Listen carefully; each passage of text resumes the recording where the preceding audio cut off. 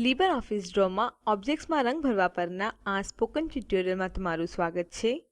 આ ટ્યુટોરિયલમાં આપણે શીખશું કેવી રીતે ઓબ્જેક્ટ્સમાં રંગ, ગ્રેડિયન્ટ્સ, હેચિંગ અને બીટમેપ ભરવું, પેજ પૃષ્ઠભૂમિ સેટ કરવું, નવા રંગો બનાવવા. ચાલો વોટરસાયકલ ફાઇલ ખોલી શરૂઆત કરીએ. તમે ઓબ્જેક્ટ્સ આ સાથે ભરી શકો છો: રંગ, ગ્રેડિયન્ટ્સ, લાઇન પેટર્ન અથવા હેચિંગ અને ચિત્રો. અહીં આપણે ઉબુન્ટુ લિનક્સ આવૃત્તિ 1004 અને લીબરઓફિસ સૂટ આવૃત્તિ 334 નો ઉપયોગ કરી રહ્યા છીએ. ચાલો વોટરસાયકલ આકૃતિમાં રંગ ભરીએ. ચાલો સૂર્યની બાજુમાં આવેલ બે વાદળોમાં રંગ ભરીએ. તેમાં સફેદ રંગ ભરીએ.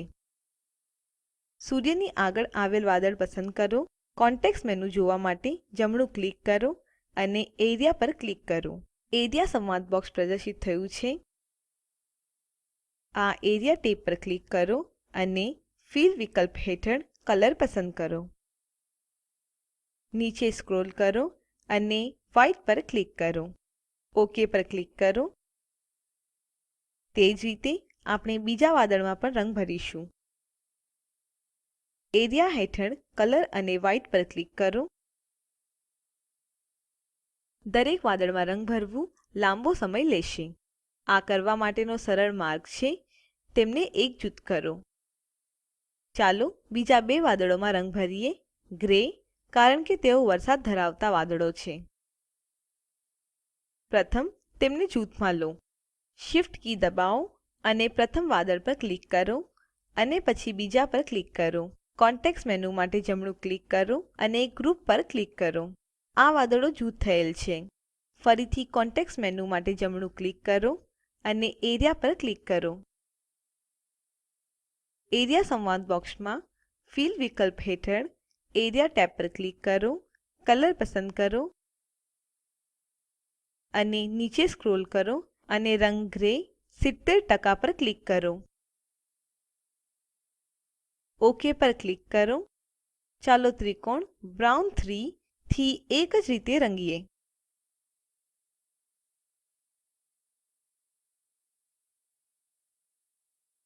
હવે લંબચોરસને બ્રાઉન 4 માં એ જ રીતે રંગીએ.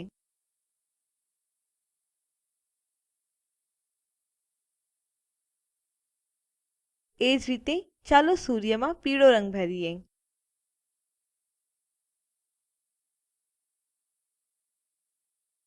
આગળ ચાલો બીજા ત્રિકોણ અને વક્ર જે પાણીને દર્શાવે છે તેને ટર્કોઇઝ 1 રંગ સાથે ભરીએ.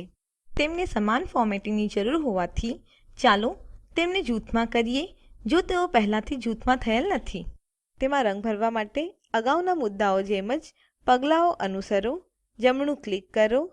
Area tab, fill, colour, turquoise 1. Object વોટરમાં તે જુઓ. ત્રિકોણ અને વક્રની રૂપરેખા દર્શાવવામાં આવેલ છે. ચાલો આ રૂપરેખા અદૃશ્ય કરીએ તેથી ચિત્ર વધુ સારું દેખાય. ઓબ્જેક્ટ પસંદ કરો. કોન્ટેક્સ્ટ મેનુ જોવા માટે જમણું ક્લિક કરો અને લાઇન પર ક્લિક કરો. લાઇન સંવાદ બોક્સ પ્રદર્શિત થાય છે. લાઇન ટેબ પર ક્લિક કરો. લાઇન પ્રોપર્ટીઝમાં સ્ટાઇલ બોક્સ ડ્રોપ ડાઉન પર ક્લિક કરો અને વિઝિબલ પસંદ કરો. ઓક પર ક્લિક કરો. પાણી ઓબ્જેક્ટની રૂપરેખા અદૃશ્ય બની જાય છે. હવે વૃક્ષમાં રંગ ભરીએ. સૌથી ડાબી તરફનું વૃક્ષ પસંદ કરો. કોન્ટેક્સ્ટ મેનુ જોવા માટે જમણું ક્લિક કરો અને Enter ગ્રુપ પર ક્લિક કરો. હવે ચાલો વૃક્ષ એડિટ કરીએ. જમણી બાજુ પરના પાંદડા પસંદ કરો. કોન્ટેક્સ્ટ મેનુ માટે જમણું ક્લિક કરો અને એરિયા પર ક્લિક કરો. એરિયા સંવાદ બોક્સમાં એરિયા ટેબ પર ક્લિક કરો. ફિલ હેઠળ કલર પસંદ કરો. નીચે સ્ક્રોલ કરો અને ગ્રીન 5 ક્લિક કરો. ઓક ઉપર ક્લિક કરો. ડાબી બાજુ પરના પાંદડા માટે સમાન કરો.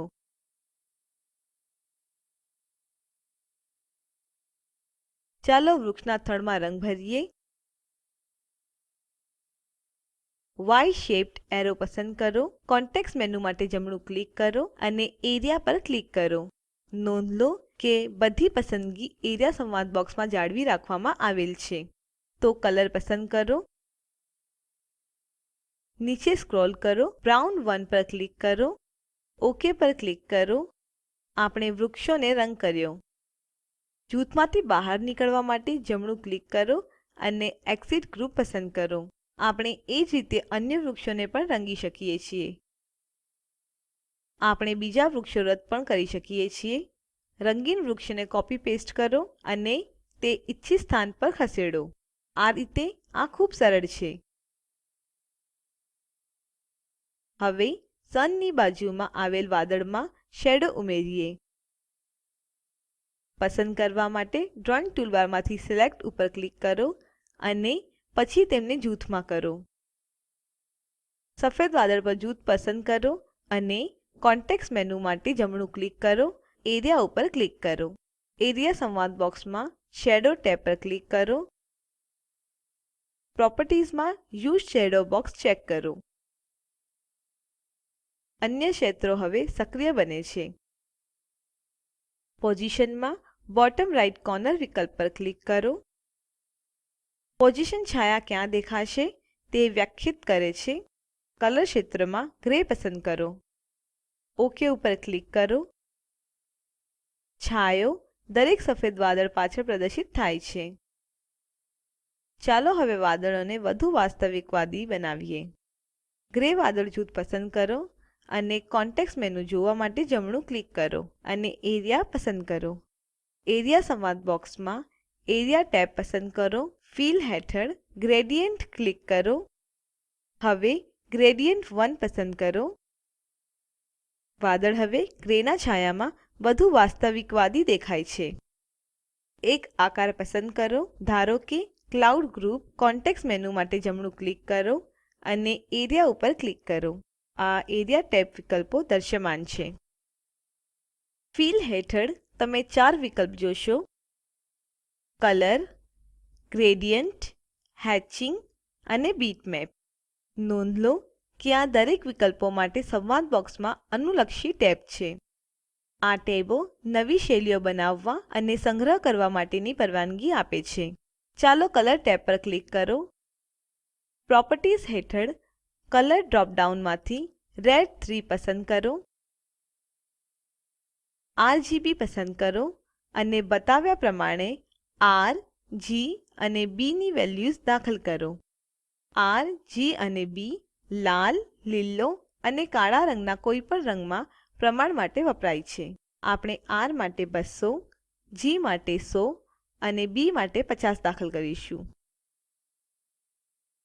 અહીં આપણે રંગ બદલવા માટે લાલ, લીલો અને વાદળી રંગનું પ્રમાણ બદલી રહ્યા છીએ. RGB ક્ષેત્ર ઉપર પૂર્વદર્શન બોક્સને જુઓ. પ્રથમ પૂર્વદર્શન બોક્સ મૂળ રંગ દર્શાવે છે. કલર ક્ષેત્રની આગળ આવેલ બીજું પૂર્વાવલોકન બોક્સ આપણે કરેલ ફેરફારો દર્શાવે છે. નેમ ક્ષેત્રમાં તે માટે એક નામ લખો. ચાલો નામ ન્યૂ રેડ દાખલ કરીએ. એડ બટન પર ક્લિક કરો. નવા રંગ યાદીમાં ઉમેરવામાં આવેલ છે. ઓક પર ક્લિક કરો. આપણે એક નવો રંગ બનાવ્યો છે. ચાલો આ ક્રિયા Ctrl અને ઝ દબાવીને અન્ડું કરીએ. વાદળોનો રંગ ફરીથી સફેદ થાય છે.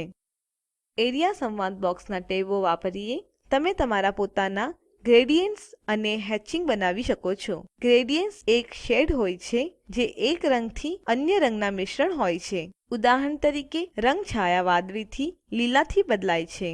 હેચિંગ એક છાયા અથવા બનાવટ છે જે લલિત સમાંતર રેખાઓનો ઉપયોગ કરી બનાવવામાં આવે છે. ડ્રોમાં બીટમેપ કેવી રીતે ઇમ્પોર્ટ કરવું તે જાણીશું. મુખ્ય મેન્યુમાંથી ફોર્મેટ પસંદ કરો અને એરિયા પર ક્લિક કરો. આગળ જોયું તે પ્રમાણે એરિયા સંવાદ બોક્સ ખોલો. ત્યારબાદ બીટમેપ ટેબ પર ક્લિક કરો. ઇમ્પોર્ટ બટન પર ક્લિક કરો. ઇમ્પોર્ટ સંવાદ બોક્સ દેખાય છે. બ્રાઉઝ કરો અને એક બીટમેપ પસંદ કરો. ઓપન બટન પર ક્લિક કરો. ડ્રો બીટમેપ માટે નામ દાખલ કરવા માટે પૂછે છે. નામ ન્યૂ બીટમેપ દાખલ કરો. ઓક પર ક્લિક કરો. બીટમેપ હવે ડ્રોપ ડાઉન લિસ્ટમાં દેખાય છે. બહાર નીકળવા માટે ઓક પર ક્લિક કરો. હવે આ વાદળ જુઓ. Ctrl અને ઝ દબાવીને આ અન્ડું કરીએ. ઓબ્જેક્ટ વોટર ભરવા માટે બીટમેપ વાપરો. હવે પાણીને વધુ વાસ્તવિકવાદી બનાવીએ. આ કરવા માટે આ જૂથમાં ત્રિકોણ અને વક્ર પસંદ કરો. કોન્ટેક્ષ મેનુ માટે જમણું ક્લિક કરો અને એરિયા પસંદ કરો. એરિયા સંવાદ બોક્સમાં બીટમેપ્સ ટેબ પર ક્લિક કરો. બીટમેપ યાદી નીચે સ્ક્રોલ કરો અને વોટર પસંદ કરો.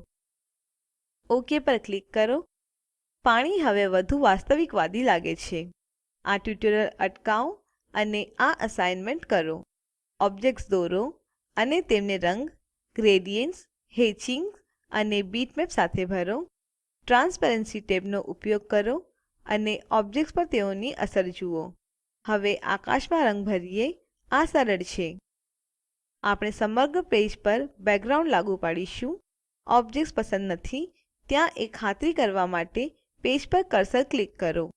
કોન્ટેક્ષ મેનુ માટે જમણું ક્લિક કરો. પેજ સેટઅપ સંવાદ બોક્સ પ્રદર્શિત થાય છે. બેકગ્રાઉન્ડ ટેબ પર ક્લિક કરો અને ફિલ હેઠળ અને કલર પસંદ કરો. નીચે સ્ક્રોલ કરો અને રંગ બ્લૂ 8 પસંદ કરો. ઓક ઉપર ક્લિક કરો. ડ્રો તમને પૂછે છે કે શું આ બેકગ્રાઉન્ડ સેટિંગ બધા પેજ માટે હોવી જોઈએ. નો ઉપર ક્લિક કરો. હવે માત્ર પસંદિત પેજ પર પૃષ્ઠભૂમિ રંગ ધરાવે છે. તમે ઓબ્જેક્ટ્સમાં રંગો ન ભરવાનું પણ પસંદ કરી શકો છો. પર્વત પસંદ કરો. કોન્ટેક્ષ મેનુ માટે જમણું ક્લિક કરો અને એરિયા પસંદ કરો. એરિયા સંવાદ બોક્સમાં એરિયા ટેબ પસંદ કરો. ફિલ હેઠળ અને નન પસંદ કરો. ઓક પર ક્લિક કરો. ઓબ્જેક્ટ કોઈપણ રંગ સાથે ભર્યું નથી અને બેકગ્રાઉન્ડ સામે માત્ર રૂપરેખા જોવા મળે છે. ક્રિયા અન્ડું કરવા માટે Ctrl ઝ કીઓ દબાવો. તમે ફોર્મેટ મેનુમાંથી આ બધા વિકલ્પો એક્સેસ કરી શકો છો. Ctrl એસ કીઓ એકસાથે દબાવી તમારી ફાઇલ સંગ્રહ કરવાનું યાદ રાખો. દરેક વખતે ફેરફાર કર્યા પછી Ctrl એસ કરો. વૈકલ્પિક રીતે ઓટોમેટિક સેવ વિકલ્પ સુયોજિત કરો જેથી ફેરફારો આપમેળે સંગ્રહવામાં આવશે. અહીં તમારા માટે બીજું અસાઇનમેન્ટ છે. તમે બનાવેલ ચિત્રમાં રંગ ભરો. આ પેજને બેકગ્રાઉન્ડ આપો. અમુક નવા રંગો બનાવો. લીબરઓફીસ ડ્રો પરનું આ ટ્યુટોરીયલ સમાપ્ત થાય છે. આ ટ્યુટોરીયલમાં આપણે શીખ્યા કેવી રીતે નીચે આપેલ કરવા માટે ગ્રેડિયન્ટ્સ, હેચિંગ અને બીટમેપ વાપરવું. ઓબ્જેક્ટ્સ ભરવા માટે બેકગ્રાઉન્ડ બનાવવું અને નવી શૈલીઓને બનાવવું. નીચે લિંક ઉપર ઉપલબ્ધ વિડીયો જુઓ. તે સ્પોકન ટ્યુટોરીયલ પ્રોજેક્ટ માટે સારાંશ આપે છે. જો તમારી પાસે બેન્ડવિડ્થ સારી ન હોય તો તમે તે ડાઉનલોડ કરી જોઈ શકો છો. Spoken tutorial project team spoken ટ્યુટોરીયલોની મદદથી વર્કશોપ આયોજિત કરે છે. જેઓ ઓનલાઈન પરીક્ષા પાસ કરે છે તેમને પ્રમાણપત્ર આપે છે. વધુ વિગતો માટે contact@spoken-tutorial.org ઉપર સંપર્ક કરો. Spoken tutorial project talk to a teacher પ્રોજેક્ટનો ભાગ છે જે આઇસીટી એમએચઆરડી ભારત સરકાર દ્વારા શિક્ષણ પર નેશનલ મિશન દ્વારા આધારભૂત છે. આ મિશન વિશે વધુ માહિતી આ લિંક ઉપર ઉપલબ્ધ છે. spoken-tutorial.org/nmeict-intro આઈઆઈટી બોમ્બે તરફથી ભાષાંતર કરનાર કૃપાલી પરમાર અને રેકોર્ડિંગ કરનાર હું જ્યોતિ સોલંકી વિદાય લઉં છું. જોડાવા બદ્દલ આભાર.